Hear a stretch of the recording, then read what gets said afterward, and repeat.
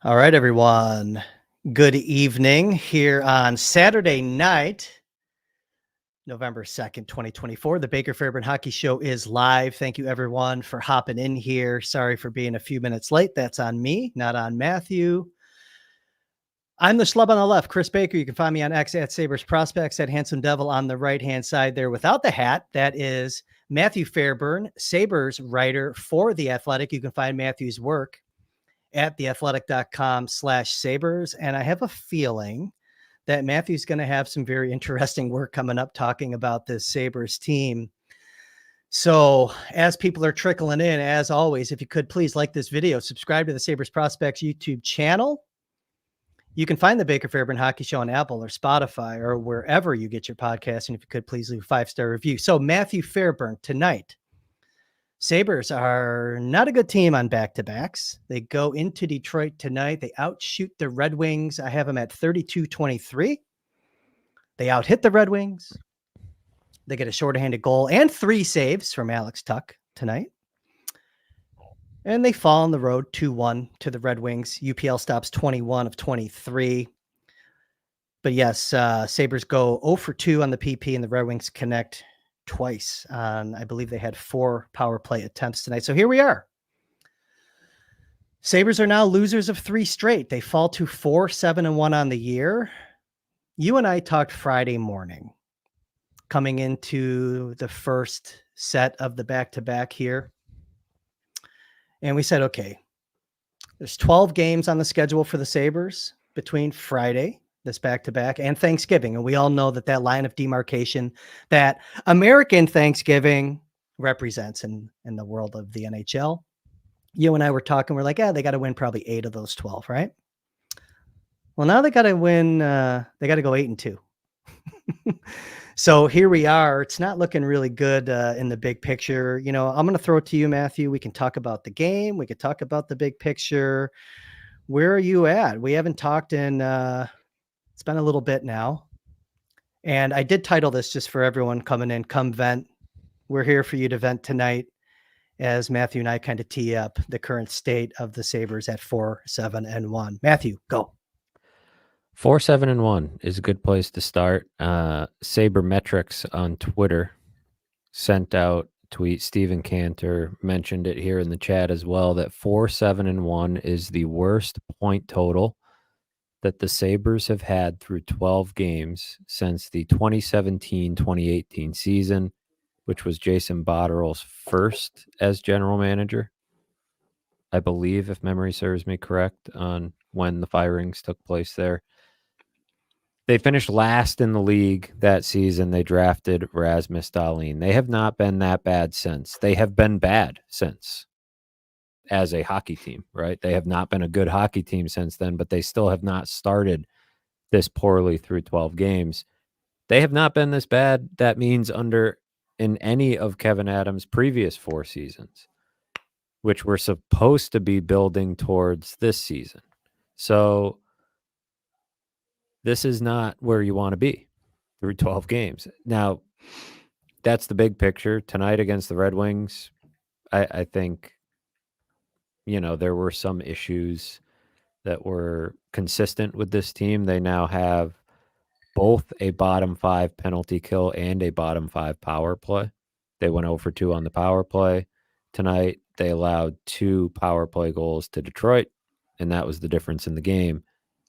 But you know, the game against the Islanders was more brutal, you know, missed assignments, missed coverages.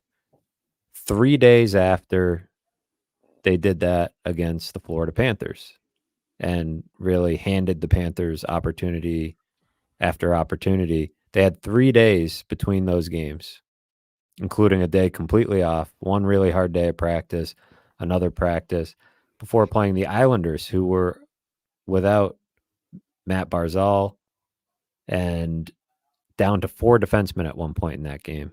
Yeah, Pellet got hit in the beak or whatever. Yep. And still find a way to lose that game. And so it's not so much a Red Wings game problem, right? The loss to the Red Wings, it was some tough luck, not finishing chances. Jack Quinn had a silly penalty, and at least a couple of really blown chances, maybe one bad luck bouncing over his stick, but you take it in a 3-game chunk and think, just like that losing streak early in the season, or that chunk of games, where they're Pittsburgh and they blow a chance to get 2 points and they go to Columbus and lay an egg. You start to take the season in segments that way, and you can't have too many of these. They've already had 2 3-game losing streaks this season. They're 12 games into the season. So for half the season, they've been on a losing streak. I don't see a clear way out right now. They are tied for last place, both in the division and in the conference, with the Canadiens and the Flyers at 9 points. You are starting to get to a point where you have to make up a lot of ground, and it's not easy to do. I feel like we were talking this way pretty early last season, right?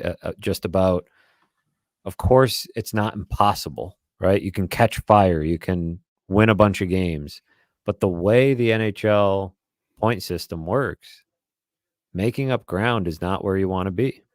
You don't want to be in that position again. And that's exactly where they are. If my math is correct, and it's late here, but if they want to hit 95 points, which is not required to get into the playoffs necessarily, but it's a safe benchmark. It's the number that we talked about coming into the season was 95 was the target. They've got to play at a 105-point pace the rest of the way to get there.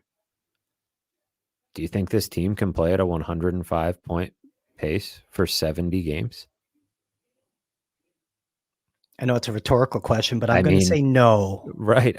So I don't know. It feels like, the spoiler to the end of the movie here in the opening credits, right? Like this is not how it was supposed to go. And I don't know exactly what happens from here, but it's going to be a very interesting time for this team because I don't know how much patience fans can really have when you've gone 13 seasons without the playoffs. I don't know what kind of pressure Kevin Adams may or may not be feeling, what moves he may or may not consider making, depending on that pressure. But they've played a lot of their cards here, right? They played the coach card. They brought back the franchise legend. Mm-hmm. One of the great coaches of all time, in terms of win-loss record. And he is in consecutive games standing up there and almost at a loss on Friday night, wondering, all these mistakes they made on Monday. You flush it, you give them a tough practice, you call out some mistakes, and a lot of the same mistakes were being made on Friday night. At some point, it becomes the players, right? And the roster. When does the head coach and vice president of marketing, Lindy Ruff, absolutely lose his shit on this team? Because he's been pretty mellow throughout this start. And we've talked about it here and there. We haven't really harped on it. But it makes you wonder, is he tired already? It kind of begs a question. He was pretty heated on Monday night. I would say. Yeah, he named names, but I mean, but it's not, we've seen more fire in past iterations of Lindy Ruff is what I'm saying. That was about as angry, I think, as I've seen him yet. And still, I think to your point, was more subdued. And then Friday night, he was pretty subdued as well. And so I think it's a fair question just about his patience level and what he thought he was getting into maybe versus what the reality of the situation is with some of these players.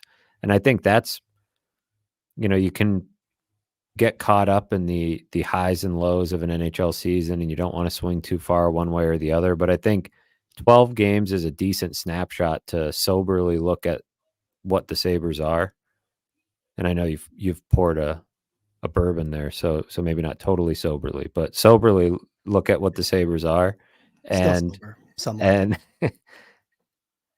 just point out some of the flaws that we thought were going to be there and that are showing up, right? The top 6 forward need was I think one of the most obvious needs in hockey. And we couldn't have talked about it any more than we did, like to the point where I was so sick of talking about it.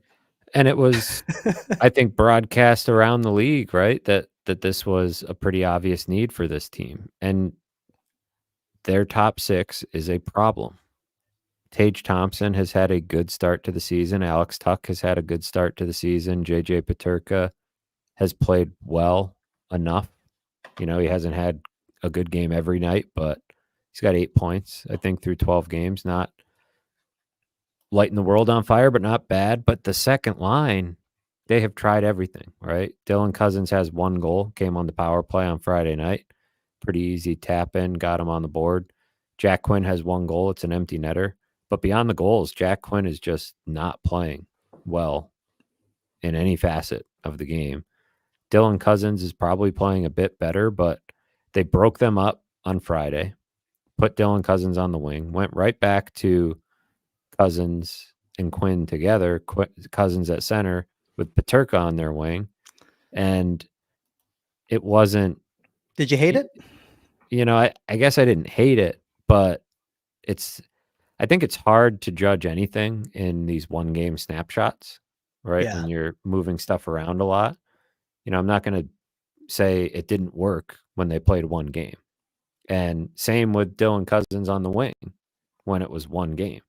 You know, not a lot of this stuff is having time to fit together, but also they do need to be trying things and figuring out different combinations. Jason Zucker is playing well, so he gets to bump up, you know, to the top line. I believe they went back to Peterka by the end of the game up there anyways. So, you know, it doesn't, again, it's even less than 1 game of a sample size. But that's obviously a problem. Special teams is a major problem and was a major problem the last 2 seasons. You know, it was the penalty kill 2 seasons ago. It was the power play mostly last year, and now it's both. Yeah. So that's not winning. That's a bad recipe if you're trying to play winning hockey. You'd be, you know, the underlying metrics suggest you're like a middle of the road team at even strength. So you'd probably be a couple wins better with an average power play and an average penalty kill. They're not getting terrible goaltending, but they're not getting good goaltending either. You know, I think they're getting inconsistent goaltending from both guys.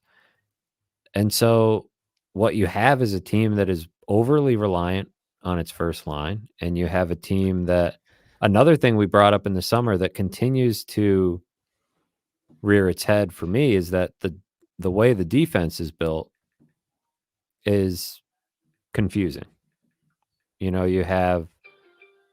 they did switch things up tonight with Byram playing with Dahlin, Power with Yoki Haru, Samuelson was with Bryson, and Clifton was a healthy scratch.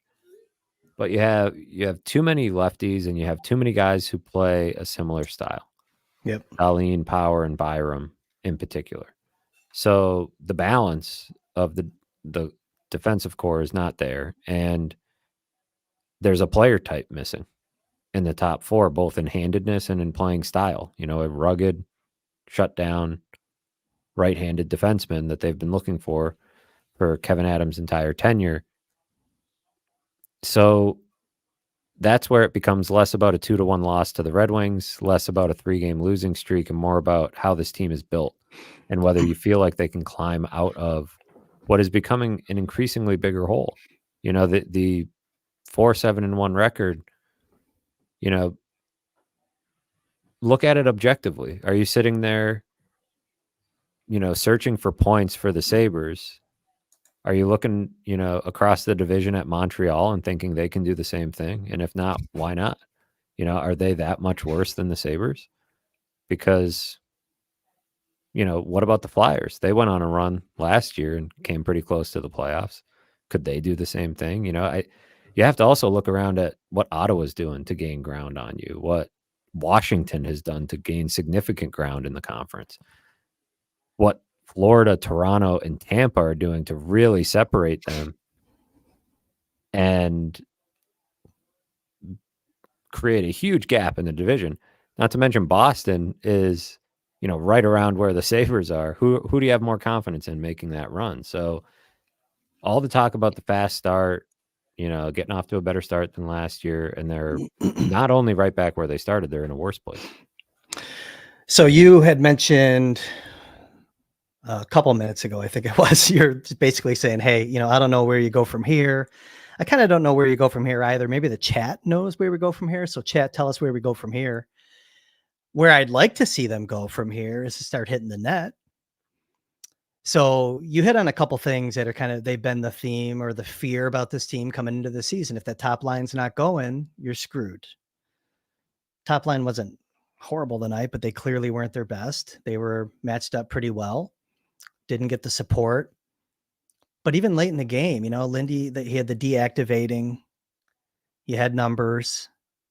You were missing the net even late in the game. I think that's where you go from here. Let's just start there. The power play, right? Get the power play. Like, will they be a better point? Would they be a few points better in the standings if they had connected on a few power plays? Yes, probably. They also probably would be a few points better in the standings if they hit the net more often. Shot quality.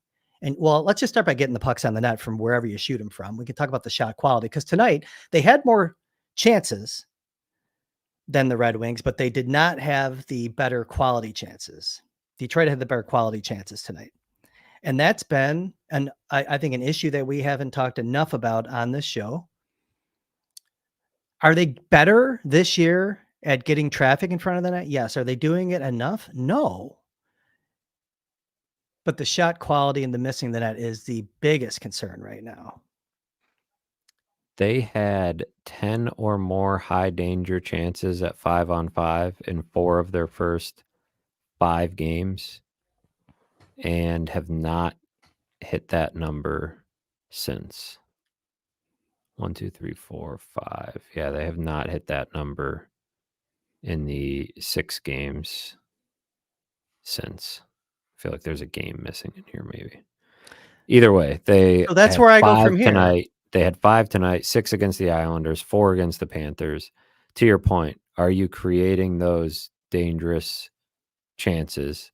Are you getting to the net consistently to get the ugly? Almost so many of their goals are coming ugly. And still the lesson isn't sinking in that that's how you have to score a ton of goals in this league. Jack Quinn is snake bitten, clearly. Puck hops over a stick tonight as a yawning net. Like, I'm ready to tell him, it's almost like the old school Matt Molson days. Go to the net. We're going to shoot one off your ass. And that's how we're going to get you to score like a 5-on-5 goal. Like, seriously, go to the net.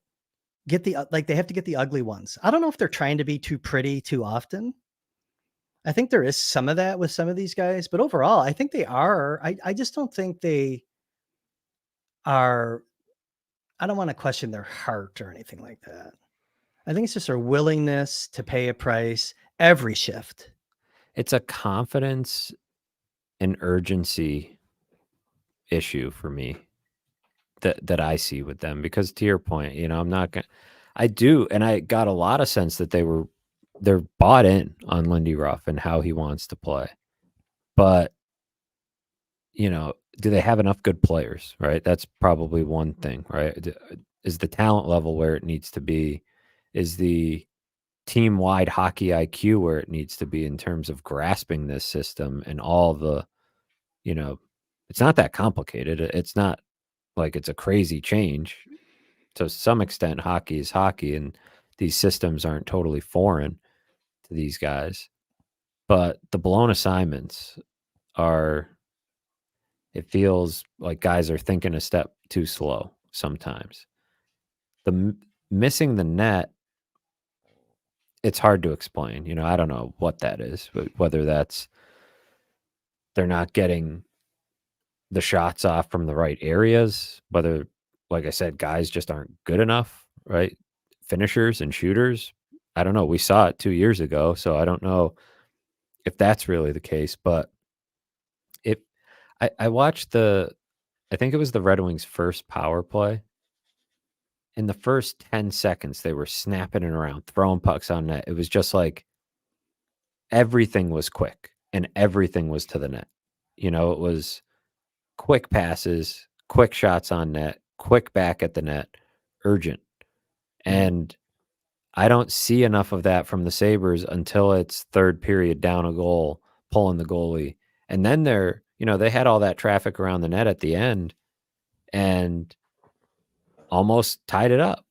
But playing, you're not going to play that desperate when you're, for all 60 minutes. That's not really a winning formula either. But there's a middle ground. And it feels like they're missing that way too often. Maybe it's, sometimes it's overpassing, I think, you're trying to get the right play, trying to get the perfect chance. So many times guys are in tight and try to get an extra pass off or try to, or they're in tight and they miss the net. And I don't know how that keeps happening to some of these guys, but it's, to your point, a big reason. They are second and they're missing the net at the second highest rate in the NHL right now. So at 5-on-5 and at all strengths. So it's starting to become enough of a trend that it's just who they are. And Lindy Ruff mentioned early in the season when I asked him about it that it's a fine line to walk. It's something they've been drilling into the guys, but it's a fine line to walk where some of what makes the best scorers in the league is hitting, the tightest spot. You see Alex Tuck missing the net constantly, right? Like he misses. He had a doozy last night, man. There was like a 40-footer that I think he missed probably almost 15 feet wide. And I might be being nice. It made Tyler Bass blush, He was, he is one of the worst defenders, but then he scores tonight, right? And so, and we've seen it in 2022, 23, like those were the shots that were hitting and going in. But that's, I guess, the line you try to walk as a coach. Do you want these guys just throwing it on net, to throw it on net, to say they hit the net? But there's got to be a way to bear down and just get more pucks on net, get more bodies to the net. And these are all things that were a problem last year. And look, sometimes you want to shoot the puck wide, but the Sabres are not doing any of those plays where they're intentionally shooting it wide to get that crazy balance and that carom and create chaos. That's the biggest thing for me this week that I've noticed with this team. I think it's just the shooting. That's where I start. Lindy shuffled the deck tonight. We already kind of hit on it. New line combinations. Nothing really stuck. And again, I'm focusing more on the offense. Just go out and score goals. I liked the way the team looked actually in the last 10 minutes when he was activating the D. Do that all the time. Do it all the time. Play that old run and gun style. And I don't know why they stopped doing that under Granato. I have a theory. I don't want to go there though, piss some people off, but I think the boardroom got a little big, more seats at the table, impacting how to coach the team. But that's neither here nor there now. We invited the chat tonight to vent. It is, but it's neither here nor there, but it kind of is, right? Because if you're talking about a crisis of confidence with these shooters, they had a way of playing that worked. Yeah. They scored the third most goals in the NHL. They didn't make the playoffs, but they got lousy goaltending. And they weren't great on defense, but they also didn't get good goaltending. You take that same group of players and try to get them to coach a different way or try to get them to play a different way. And they're all so young. I don't know. It could be relevant to what's happening now. It could be trying to reverse some of those habits, trying to regain some of that confidence that made them that team that teams really didn't want to deal with a couple of years ago. So I don't know. It's a lot of different things. And it's like, are they better now than they were last year? Are they better off short term? Are they better off long term? I don't know what the answer is to that because, each year that goes by, your resume as a general manager, gets bigger and there's more moves to scrutinize. And any general manager that's been in that chair long enough is going to have moves to scrutinize. But some of the big franchise-altering decisions that were made, contracts that were signed and trades that were made are starting to not look great, right? I mean, I think there's still hope for that Dylan Cousins contract to work out. You know, it's a modest enough number at $7 million with the rising cap and he's a talented enough player that he could earn that. Same is probably true for Owen Power. Like, I think he's on a good trajectory, but you have paid these guys at their best case scenario outside of Tage Thompson. Samuelson's not earning that money right now. You know, he's probably a candidate to come out of the lineup soon, potentially. So on those three guys right there, those contracts that you mentioned, I should probably duck when I say this. Wasn't a perfect game tonight. I didn't mind Dylan Cousins tonight. Thought he had some good shifts. He was driving the play. I thought his energy was there. I didn't hate him. I'm talking about tonight, but I know what you're saying in the scope of the season, not earning the money. Doesn't look like the greatest contract right now. I understand. Dahlin at $11 million, right? Like, yeah. What's that, second highest among defensemen in the league? Who was the second name that you mentioned there? You mentioned Cousins. Power, Samuelson. Power hit a guy tonight, but the problem was it was a cross check, landed his ass in the box, and that led to the first goal against. That goal, I didn't love, by the way. I mean, kind of a funky play. Looked like it went off his far pad and through his legs, UPL. Like that, I think that puck just got powered through him. It's a pretty heavy shot from a bad angle, just got through him, but kind of wish he would have had that one. And then Samuelson, the reason I wanted to ask you about Samuelson was, do you think two-part question, and I'm going to stage it in two parts instead of doing what I always do to you and just talk and ask 17 questions. I'm going to stage it this way. Were you surprised that he put Bryson in over Gilbert for some of the things that you had already talked about with the ruggedness and the player type that you could have had at your disposal to put in the lineup tonight? And with Bryson being in there, do you think that Lindy has some knowledge of the way that Bryson and Samuelson have played together when paired in the past? And he tried to use it as a tool to help Samuelson. So were you surprised to see Bryson in? And then the question I just asked.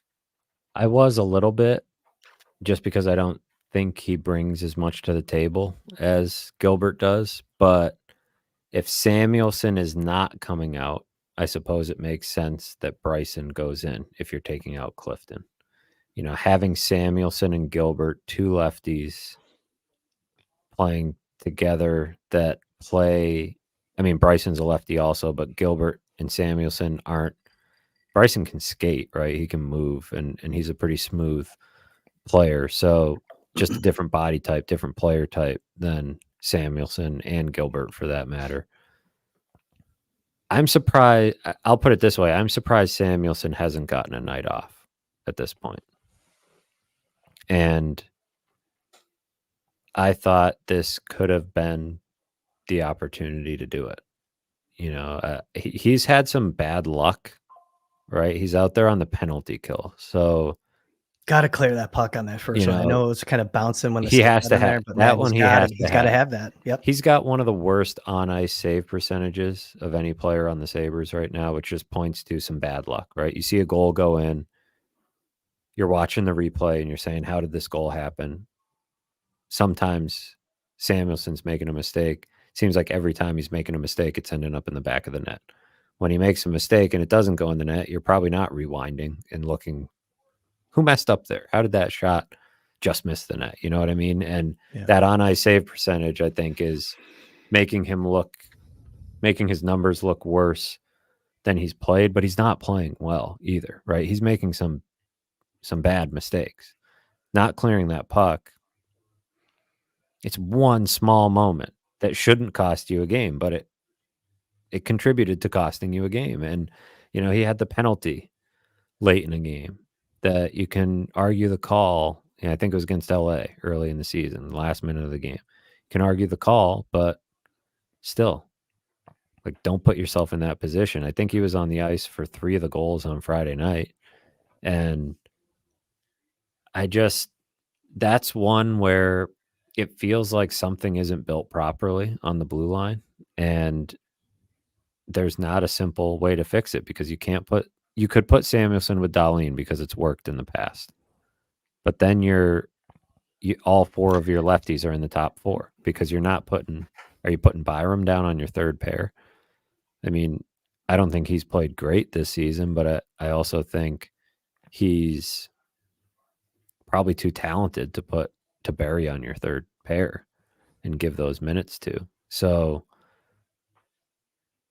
I don't know. I mean, the Byram thing is interesting, right? Because Byram, we talk about these decisions they've made, right? So we go through Cousins and Power and Samuelson and Dahlin. These are the big contract extensions. But the domino effect of those contract extensions, particularly Cousins, is that you trade Casey Middlestat, which makes sense logically, right? You already have two centers paid big money.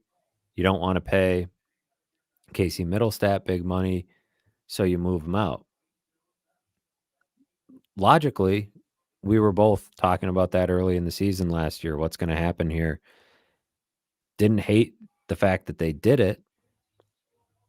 Don't even dislike the way they backfilled his spot, right? Because Ryan McLeod's playing well, and I think he's a fine number 3 center on most teams.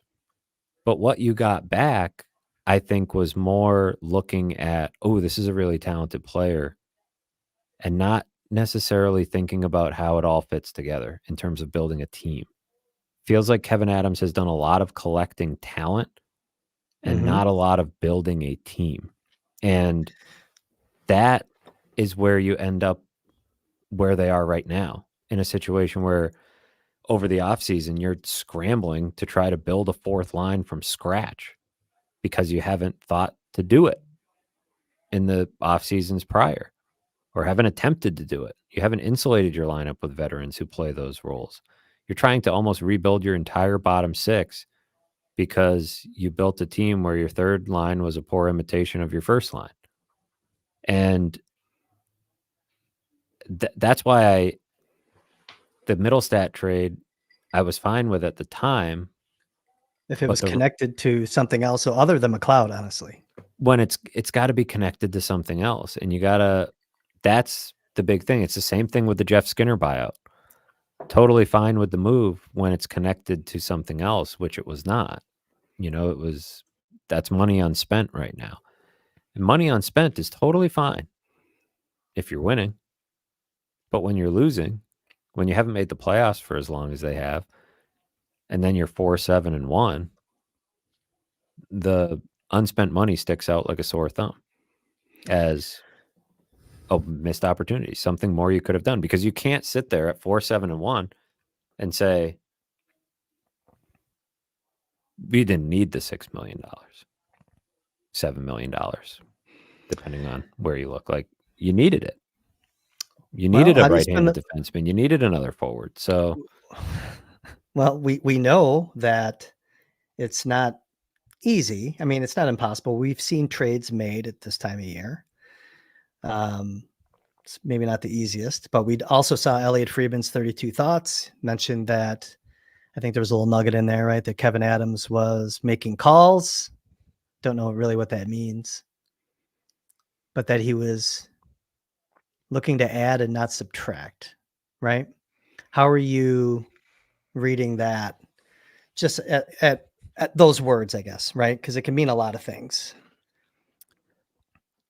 I said to you when we were talking about this that I believe the semantics of that are that Kevin Adams is involved in conversations, and Elliot Friedman knows that if he says that Kevin Adams has been active, the average NHL fan, the national observer of the NHL, is going to look at the standings, look at the Sabres, what they are, the youngest team in the league that has missed the playoffs forever, and say, "Oh, Kevin Adams is active. He's looking to chip away at that roster. He's looking to sell off some pieces." So I think that was just a caveat there from Elliot, that because we were talking about the word subtract, right? He's not looking to subtract, yes. but yes, I actually think that is where they're at right now, is that you need to look to subtract to add. You do not need to look to tear it down and enter into another full rebuild, because I know that's the fear for a lot of people. Well, you can't fire the general manager. Well, actually, there's not a lot of people saying that. I mean, Yeah. obviously, there's a lot of people Have that you looked are. at the chat? There's a lot of people that are on board with that, but I think there's a fear from some people of another new general manager, another rebuild. It doesn't have to be that way. It doesn't have to be a tear it down to the studs rebuild. It can be different than that, but it's going to take some work because of how this has been put together, and it's going to take some subtraction, right? You're going to have to subtract some pieces to add, because to add the type of players you want to add, you have to subtract. That's just how it goes. If it's you subtracted Casey Middlestat to add Bo Byram, right? It's a really tricky spot, and Kevin Adams trying to make a trade at this point. I've seen a lot of that, a little bit in the chat, a little bit on Twitter. Like, Kevin Adams has to do something, but It's where you make mistakes. that's where just you make making a trade to mistakes, make a for trade. sure. But I know what I understand the the chat is impulse. saying. I understand the Well, I'm impulse there, by the way, entirely. too. I'm saying that you haven't won shit with these guys. I know they're young. I get it. You've elected to not go out and get guys that have been there, done that, with the exception of Jason Zucker, who, by the way, I owe an apology to because I wasn't really enamored with his game in the first stretch. It's been really good since. And you talk about they've gathered a lot of talent, but maybe haven't built the team. Zucker was one of those guys, I think, the way that he's playing, goes out, gets in that fight with Wallstrom the other night. He's actually trying to get these guys to become a team with stuff like that. But you haven't done enough they did get older. Lafferty, I know, is 28. What's he playing? 7 minutes a night? I don't have the number in front of me. I could be way off. But Fourth line you know what I'm is saying? not getting a lot of time. That's right. They're not getting a lot of time. So you're leaving these young guys who haven't done much, haven't been in the playoffs. You got to move some of those pieces out. The hard decisions started when Kevin traded Casey Middlestat last year, a guy that everyone liked in the room, and he's running out of guys. We talked about this before. He's running out of guys to move that he didn't hand select. Yoki Haru, I think, is one of them, right? But it's time. Like, the first move was Casey, but you got to make these other moves. You don't just buy out Skinner, get a fourth line, start 4-7-1, and then sit on your hands. You might have to trade one of these guys. If you could take, one of these guys that you thought you've already extended. I think everybody's on the table, by the way. And I think all the contracts, to an extent, are tradable. I think you might have a hard time moving Samuelson at that number in season, because of the hard cap and, the flat, the cap hasn't gone up a lot in recent years. That might be a tough number. You could move him, though, I think. You're making a move to change the identity of your team, and I don't see a lot of guys currently, and I don't want to overreact to a bad stretch. There's a couple guys that aren't playing well that I think down the road are going to contribute to the identity of the team. They just have to figure out what's ailing them right now. But there's other guys on this team that I don't know if they really contribute to the identity. And they might be names that you don't want to hear if you're a fan, because they might be playing very well. You know what I'm saying? But I think every discussion is on the table. If you're Kevin Adams and you're trying to save your job, in what order? Build a winner and save your job. Build a winner first to save your job. Well, it gets back to that question of how much pressure he's feeling and whether significant changes would come at the end of the season. I don't know if that's something we can assume will happen as far as like a significant change with Kevin Adams, because that's a Terry Pagula decision, and that's a bit of a guessing game. I think it also, the Lindy Ruff's presence makes it interesting because he's a logical candidate to maybe move into the front office if they wanted to go that route, or even just have a bigger voice. But if they are in that mode, if they're even in that line of thinking where Kevin Adams is under pressure, don't you almost have to take his hand off the wheel? Right? Like that's an interesting thing for me because to your point, the priority should be building a winner always, not saving your job. And if you start operating that way and you start making rash trades, well, maybe not even rash trades. Like maybe it's not even something like, oh man, they go out and trade one of these big names, any of them, Jack Quinn, JJ Paterka, Dylan Cut, like whoever it may be. Alex Tuck. Like it may not be like whoever it may be. It's not even the idea of trading one of them. It's do you trust Kevin Adams to win those trades? Because if you're in the mindset of, okay, this core needs to be reworked, some guys that we really like or are really high on might need to be moved out to change the identity of the group. We just need to change the mix. If you're not trusting the guy who built that mix, I mean, admitting that alone is kind of saying that you're not pleased with the job that Adams has done building that mix. I think you would want, what I talked about before, where it doesn't necessarily need to be a full scale teardown rebuild, is only true if you leave the pieces in place for somebody, a seasoned hand, to come in and say, okay, this is who we need to move this guy, keep this guy, and a guy that, somebody that can win some trades and can, like Kevin Adams has lost a lot of trades, right? Sam Reinhart's a 57 goal scorer. So until Yuri Cooley does that, or Devin Levi arrives, or some combination thereof, that's not necessarily a win. Jack Eichel for Alex Tuck, Peyton Krebs, and Noah Ostlund, essentially, doesn't look like a win. Casey Middlestat for Bo Byram right now does not look like a win. Ryan McLeod trade looks like a pretty good win. That looks like a good move, but Savoy scored last night for Baker. Pretty early, right? Like Matt Savoy hasn't even gotten to the NHL. So, but it looks like a shrewd move. Like they needed Ryan McLeod now. So it looks like a good trade. The Jordan Greenway trade looks like a pretty good trade. Yeah. But the big moves, moving some of these guys out, doesn't look great right now. And so before you move any other big pieces out, you need to ask the question of who do you want making those moves? Well, someone asked in the chat, I can't find it because the chat, as you can imagine, is moving at a pretty good pace. At least it was. Someone had asked is Kevin Adams on the hot seat? I still don't know if he is, in reply to everything you just said. Should he be? Probably.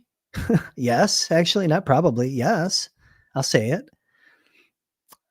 Is he? No one knows, right? Ownership's not speaking. Is Pete Gwelly gonna have a say in this? He speaks. He tweets. And by the way, I'm not saying go out and trade everyone.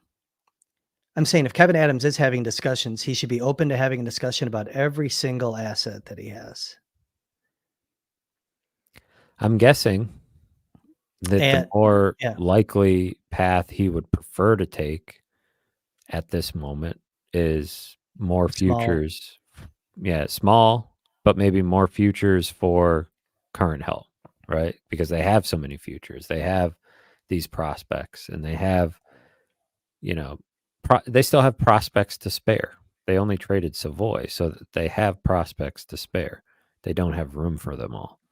So that's probably, and I'm also guessing that this reporting is coming from just a continuation of the summer. Like we know Kevin Adams was trying in the summer to make trades and that, the prices weren't matching up, or whatever, he couldn't get anything done. So does it hurt to have the conversations about everyone though? No, it doesn't. And I think It lets you leaving understand what the league feels about your players, even when you're 4-7-1. Sets the table for other discussions. You can get an idea who might be available if they're not available presently, but could be available down the line. So if he's having, but I know what you're saying though. It probably is a continuation of that. He struck out. Maybe he won't strike out if he keeps swinging. My point is too, is that, I hope it's just not talking about, Yoki Haru or whatever, Greenway, I whatever. almost can't afford to trade Yoki Haru right now. Like, I who's going to know. play right-handed Who's defense? going to have your right-handed shot? I'm just saying, this Right. is a guy who went over to Finland, bitched up a storm about last season. The staff that exited, well, one guy, Right. Who knows how happy or I don't know, who knows, right? But I'm just saying, I think, and again, that's not a guy that Kevin was responsible for bringing in. Yeah, Seems the logical. obvious trade candidates in terms of, well, it becomes interesting, I guess, in that regard, is that you have all these RFAs that you were theoretically saving the money for. And now, how many of them are earning the money you were saving? I think what becomes of Bo Byram? It's kind of crazy because they just traded for him, but Does he do to Byram what he did to Middlestat? does he do to Byram what, like Ottawa did to Chikrin, right? You get him and then you move him, you move him out and you don't find it, the fit isn't there. I don't know. Because Lindy seems to like Byram.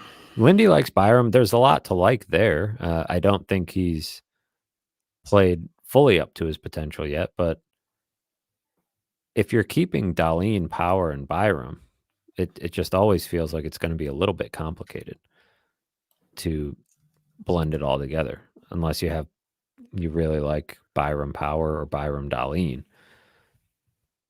That's still to be determined, I think. I think it's probably too early for them to panic on that, but a right-handed version of Byram even would have been preferable. Yeah. But yeah, you're talking about RFAs, right? Jack Quinn, JJ Peterka, Ryan McLeod, UFAs, Jordan Greenway, Henryoki Haru, Jason Zucker. Not really the guys you want to move out, right? Like those guys are playing well and are not Contract easily years. replaced. Yeah, contract years and not easily replaced. The UFAs in particular. But yeah, there was a, point from, I believe it was Mitch in here when I was talking about, guys not earning their contracts. And he says, what does it matter? They've already got them. Like, that's, I guess, kind of the point, right? They already got I guess they're earned, right? They already got them. So whether they live up to them is another question. But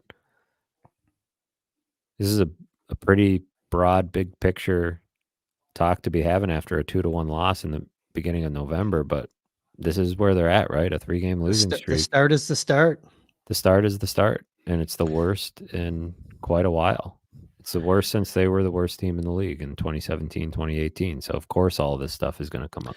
Well, so I mentioned that stretch, though. We talked about it coming into the Friday game against the Islanders. That was the first game of a 12-game run leading up to Thanksgiving. So you lose to the Islanders, you lose to the Red Wings tonight. You have Ottawa on Tuesday. That's at home. Yeah. You host Ottawa on Tuesday, got the Rangers on Thursday. But then you have Calgary, Montreal, St. Louis, Philly.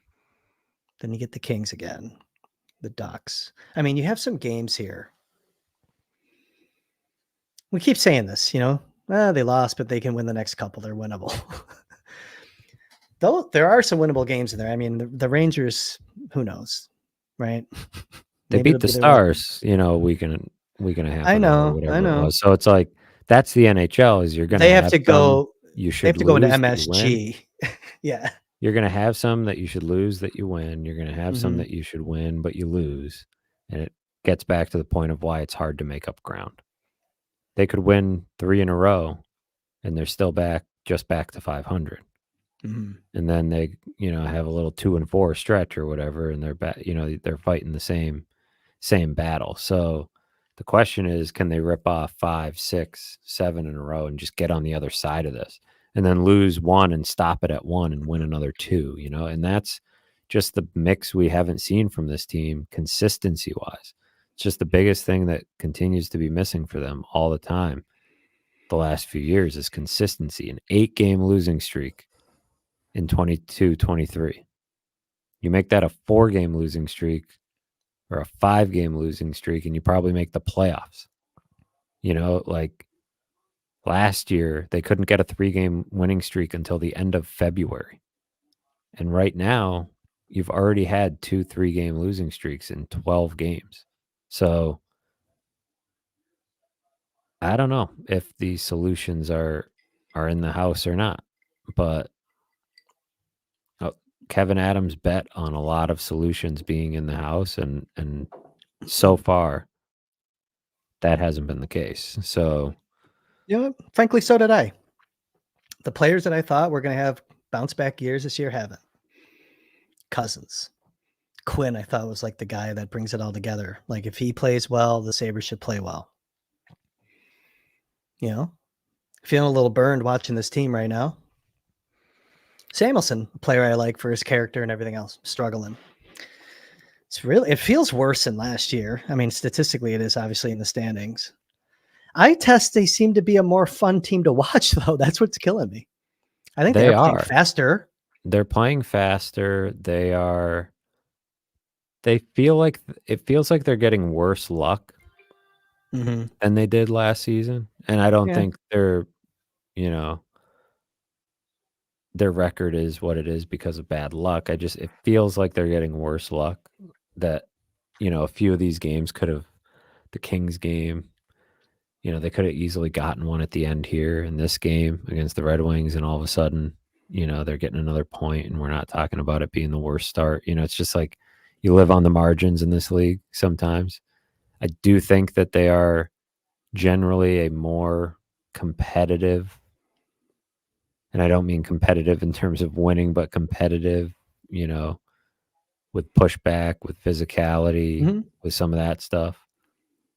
But the problem is last year, it felt like they had some early excuses for how they were playing, and why things were going wrong. Like Alex Tuck was hurt and then Tage was hurt. And when you're missing, those two guys, and Devin Levi was hurt and the goaltending wasn't very good early on. So I don't see those same, excuses, legitimate excuses for this team. See more brain farts at inopportune times in games. Yeah. Those missed assignments that we talked about, not hitting the net, seems more so this year than last year. Like Tage is having a good year, and not a lot of other guys have risen to the occasion in the same way. Tuck is having a pretty good statistical season, but it feels like you get a couple good games and a couple down games from him. And it's just hard to know what you can count on from this team night in, night out. It's why I think special teams is also a big, some of the things that were supposed to be Don Granato's fault, right? Or Matt Ellis's fault, the power play, special teams. Slow starts haven't been a problem for these Sabres. But mental errors in coverage and defensive zone coverage and back checking and things like that were supposed to be coaching problems. They have a solid coach now, an experienced coach, a guy that was supposed to fix some of that. And I think it shows that it's not, like we said all summer long, it's not as easy as swapping out the coach and thinking that's going to fix everything. And it feels like a lot of the bets they made were on Lindy Ruff to fix a lot of stuff. And that's not how this works. That's not fair to Lindy Ruff. It's not fair to expect that, he'll get the most out of this player, this player, this player, and this player. He didn't build this team.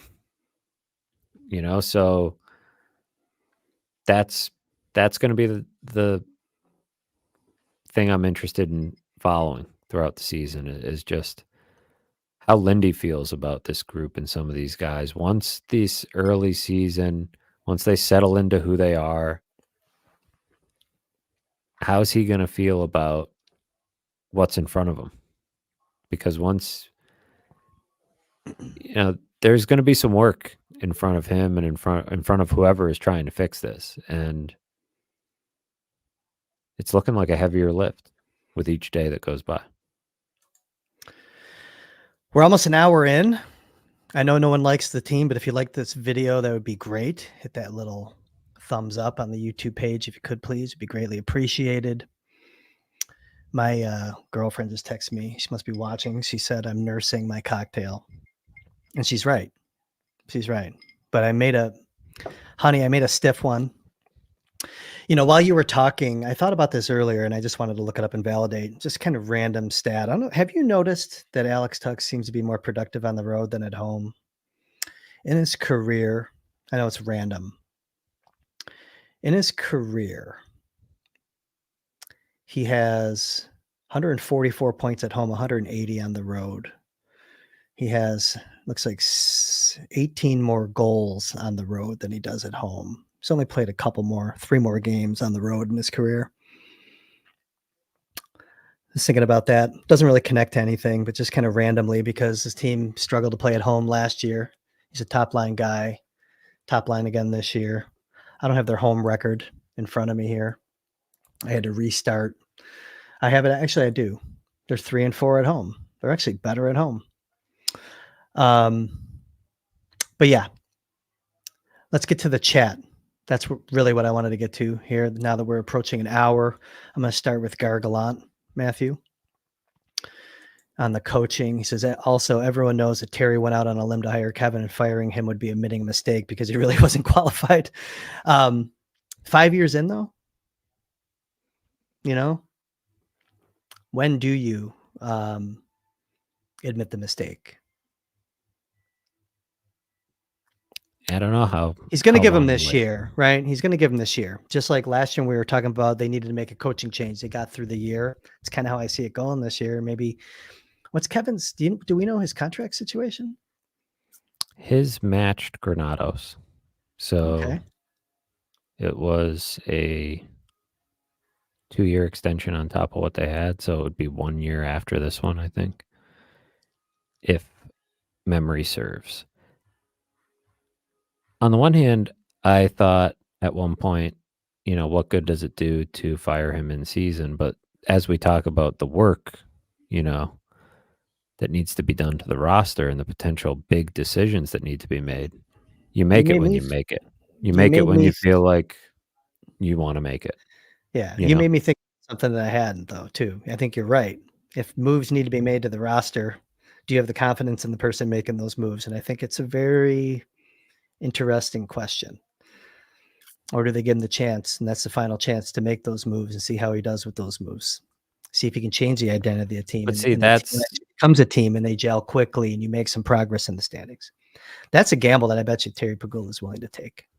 But I don't know that that's even a realistic scenario, that they make significant moves in season to some of the names that we mentioned, and then you wait to see if those work till the end. I don't know. We'll see. It's how many times is Lindy going to juggle the lines and hope that he just throws some shit at the wall and hope something sticks?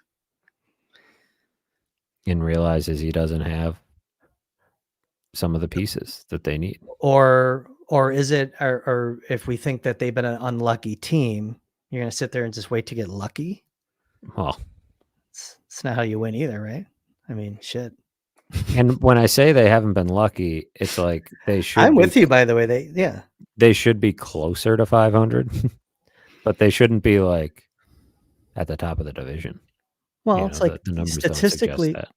But even in the beginning of the season, we talked about it. Like they were playing better. They were out chancing, having higher expected goals for than their opponents, and they just weren't burying the chances. And we've talked about some of the reasons why. Maybe those do change. Maybe we can delete this YouTube video in a couple of weeks when they go on a winning streak and they start hitting the net and they start cashing all those goals that are expected. Mitcher is asking to my comment about Yoki Haru in Finland, just some things that he said. When they went to Europe, I'll just make this short. He did an interview with MTV over in Finland, just to sit down, talking about his career. And he mentioned some things about he felt the coaching staff last year was dishonest. And it got headlines over there, maybe B-level headlines in Finland, but it was telling. I think he was just voicing his frustration. He was on his home turf in a safe space with a familiar journalist. But that's what he said, Mitcher, to your question. I don't think it was any indication about his current happiness or unhappiness in Buffalo. It was more specifically just about last year. And I think it could have been even tied to maybe the excitement of the new seasons. This was before the games in Prague. Do you have anything starred? I'm trying to see what else is in here. I did see this. Here, I'll throw this up. I've kind of made John Milkarik. I'm probably saying that wrong, John. I apologize. So he's watching on Twitter. Says, Kris, thoughts on James Higgins? I can't believe we're doing this again, this soon, but I get the question. So it's not a slight on John. What I will say is, I really don't want to talk about draft prospects until December, but James Higgins is an elite level playmaker. If you want a number one centerman, he is a candidate. He is the best candidate probably for a number one centerman in this draft class, in my opinion. He's 5'10". So the fans that, and in some instances, rightfully so, want to say you keep drafting the same player over and over. He's not the biggest guy, but he's a pretty ballsy player where he goes to make plays. It's not how big you are, it's how big you play. You could say that about James Higgins. He's an excellent prospect. I think he's a can't miss. I have a preference for Porter Martone. Plays up for the Steelheads in the Ontario League, but not a centerman, not a true centerman anyways. But yeah, well, I have a feeling we're going to have a lot of time to talk about the draft. I don't want to talk about till after Thanksgiving, if possible. But I do get the question. That one, I was funny. You were talking, I was watching you, and I saw the name, in the chat out of the corner of my eye. I was like, oh shit, they're already talking about the lottery. Yeah, it's I actually respect anybody who's asking about that, because anybody who can bring themselves to even feign the thought, right? To be like, all right, well, let's start looking at the draft. It's like, well, after so many years of doing it is. Well, Matthew, when I say that losing games for whatever reason is an institutional illness of the Buffalo Sabres organization, it's kind of an institution for fans to start looking at the draft class and get familiar with those top 15 names here in Buffalo as well, unfortunately. Is it a good class? It's a decent class. I think they got some really good forwards. Look, I think it'd be very hard for Kevin Adams, if he got the number one pick, to crowbar a defenseman in there. I think he would take a forward for sure. No, it's a good, I like the class. Yeah. I think the first, your first, you could see, I don't even know when the first defenseman would go, but I think the first 5 picks this year could probably be forwards. So you kind of insulated from making that mistake of taking a defenseman. That's good. Positivity here on a Saturday Still night. early though. Still early. Yeah. Email 2262 asks, how many fans on Tuesday night over under 10K? The Sabres host the Senators on Tuesday. They had a little over 12,000 in the building against Florida. They're going over 10K, I'd have to think, right? I'll take the over on that. Kris bets the chat over 10K. I think 12 is the more interesting number. Probably. I'm going to go back real quick. I got to rewind. Matthew Schaefer is a defenseman in this draft class. He could maybe squeak into the top 5. But anyways, sorry, go ahead. Yeah, I'm taking over 10K. By the way, I mentioned that the Sabres were winning when I go out to an establishment to eat. I've been home for these past 3 games, so I'm just going to throw it out there again. The fans want to fund it. I will leave my house on, Tuesday when they play Ottawa? And I will leave the house and go. if you're that desperate for a win, feed me. This is a good point by Colin Smith. Tuesday is election day. Oh. So is that going to put a dent in the crowd? Ooh. That's interesting. Ooh. I'm still going over early voting. I think it's got to be over. I mean, 10,000 is a low number. That's, yeah, I don't know. The election night, they're playing the Senators on election night. How about that? That's awesome. How neat.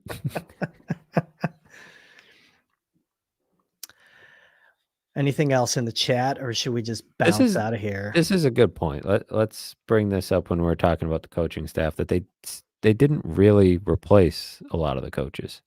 I think we've talked about this before, but he said, you replaced Matt Ellis on the power play with an AHL coach. I didn't expect an upgrade. Let's hire more NHL guys.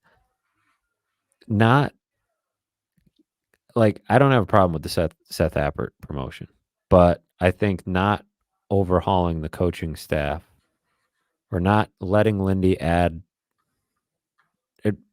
And I don't know whether he wanted to or not or whatever, but not having Lindy add another experienced coach, I think was a misfire. So, Not Mitchell, not true, by the way. Mitchell says Kris wants to bounce. It's not true. It's not true. I'll stay here all night. I thought we were out of chats, but then I went back to the right tab and there's plenty in there to get to. Here's one near and dear to my heart. No one really probably wants to talk about it tonight, but we'll talk real quick. Dave Zago says Kris Poltapov signed an extension with Seska. Now what? He's going to stay over there playing a really good league for 2 years, keep building his resume. I know there's a lot of people, not fans.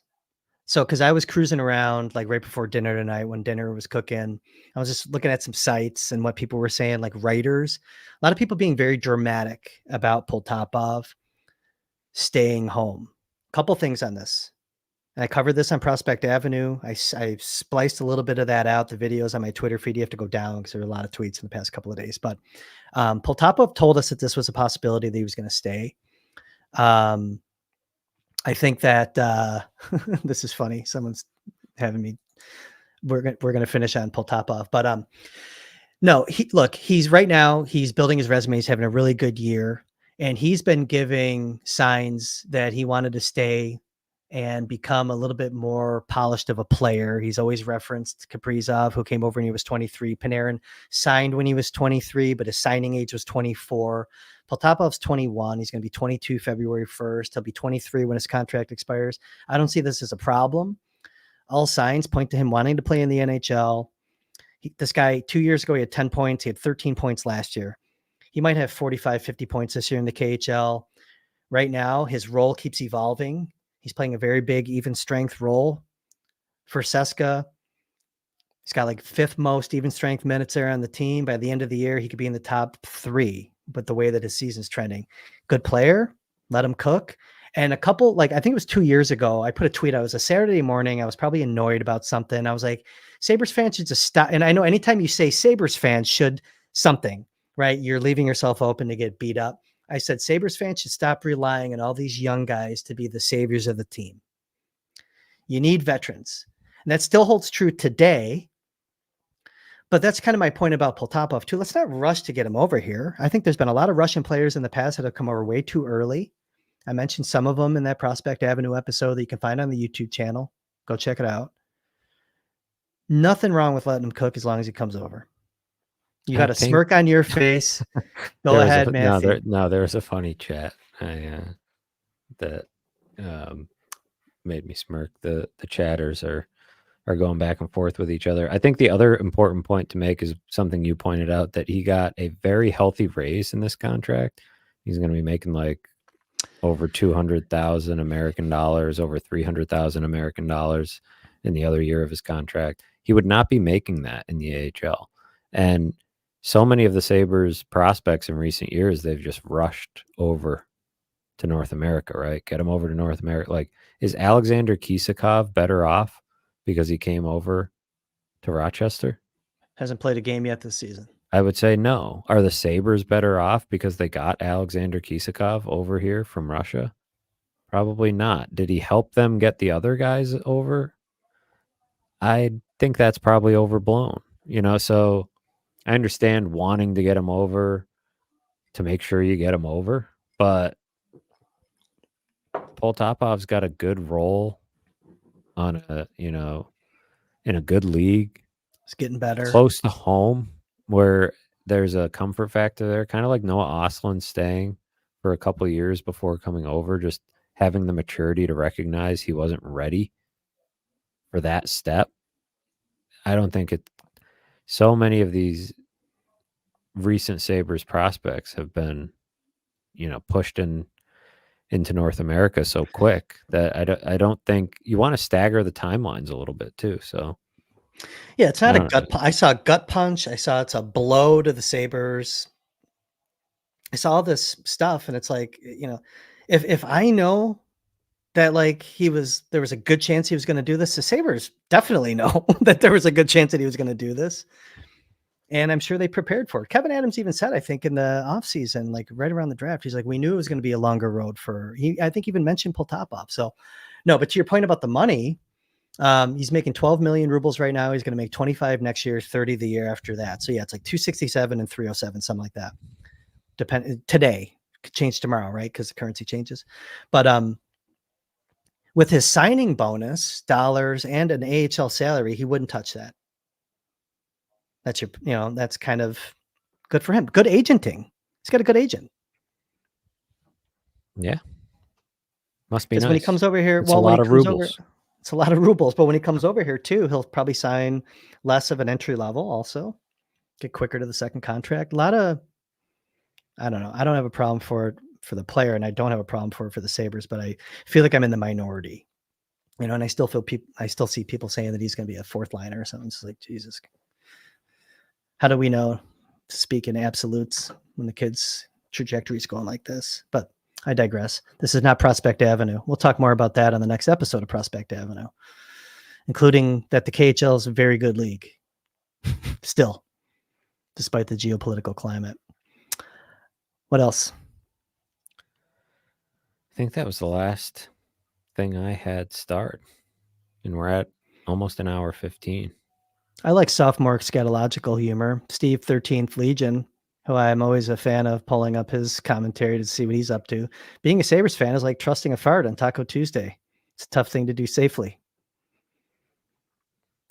I'm going to submit that without comment. He had another one in there. He's had the jokes tonight. So yeah, Steve's pretty good. First star of the night in the chat goes to Steve 13th Legion for me. Yeah, there's been a lot in the chat. It's just I can't keep up, and I feel like I'm cutting. It's tougher to keep up. It's a crowded chat. There's a lot of excited. Well, excited might be the wrong word, but a lot of anxious folks in there. With a lot of good points and a lot of. Gargalon's been showing up regularly. By the way, there are a lot of good points. I'm glad that Gargalon agrees with me. Sometimes I think that. He says, I agree with Bakes. Activate the D, take advantage of your speed, release the Hounds. They just looked like a different team when they were pressing, like a little more urgency late in the game, ready for them to take that chance. I know we already talked about it, but I wanted to throw that up again late here tonight because it gets me excited to watch a team play that style. Steve 13th Legion said he showed up an hour late, still got the first star. You can tell it's Sabres chat. That's why he got first star. We got to be nicer to the other guys that have been here. Like Cantor was in here early. A couple guys were in here early. The one guy that is always in here commenting before we even go live, I didn't see him here tonight. So I'm kind of worried about him. Might have to look him up and send him a message, make sure he's okay. He's over it. And his Cantor 3-game losing streak. Yeah. That's enough. Yeah, a lot of facetious, sarcastic chats tonight also, which I don't blame anyone. This was, an opportunity to hopefully not cope, but vent. Hopefully the chatters did that, had good discussion, good dialogue with one another tonight. I can keep going, Matthew, if you have anything queued up. If not, I'm going to continue nursing my drink downstairs. That sounds like a good plan. We can get back together.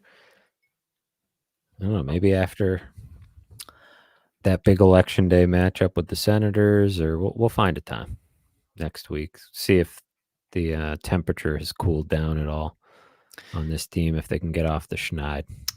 James Hagen's, this was the first James Hagen's reference that I saw, was from Stephen Cantor.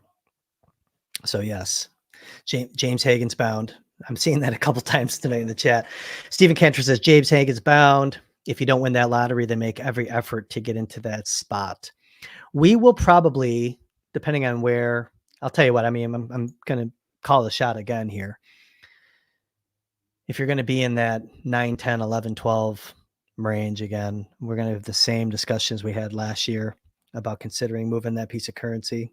If you like how your prospects are developing, and right now down in Rochester, Wahlberg, Neuchev, Hellenius, looking pretty good.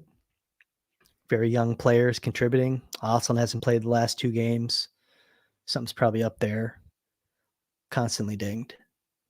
Hell of a player. Not saying he's dinged. I don't have any information on that. And I haven't looked at any of the press audio or video from the Amerks to see if there's any notes on that. But I noticed that he hasn't played, and I'm assuming he would be a guy that you're playing. He's not Tyler Tullio, where you're rotating him in and out of the lineup. They want Austin to develop and play. So, all right. Matthew, let's do your plugs. Tell the people where they can find you, and if you got anything cooking that you want to promote at theathletic.com/Sabres. You can find me at theathletic.com/Sabres, as Kris mentioned, and there's always something cooking. Some of it's special, some of it's, this team delivers me what they deliver. So I write what I see, but I have a few good things cooking. And I have another fun non-Sabres, semi-Sabres related, but non-Sabres related story. You're going to notice a trend this season of me searching for these national angles or big picture hockey angles that may or may not relate to the Sabres, just to keep myself busy. And but yeah, that's what's going on over there. Best place to find me. You can find me on X, but really The Athletic's the better place to find me. Or the comments of these videos, or the comments at The Athletic. I love reading the comments on your articles at The Athletic. I have a feeling a lot of those people are in here because you have a very smart group over there. That was a compliment to our chat here at the Baker Fairburn Hockey Show. You can find me, Kris Baker, at Sabres Prospects on X, talking prospects, tweeting videos of Steven Sardarian, Stevie Wonder. Had another goal and an assist tonight. His team had 91 shot attempts. 91. They outshot attempted Northern Michigan 91-26. They won 6-3. But anyways, I'm all about the prospect hijinks over there, and maybe some other stuff. You never know. When I get bored, maybe I'll put a food take out there. I see a lot of people putting out hot food takes, I have a couple Someone's got to do doozies. Yeah, that's right. That's right. All right, I'm going to get us out of here. I'm just babbling at this point. I'm tired. 12:20. Oh, yeah, let's get out of here. Okay, for Matthew Fairburn, for the production crew who can hit the net, I'm Kris Baker. Thanks, everyone, for hopping in. Late night edition of the Baker Fairburn Hockey Show. We'll see you again very soon.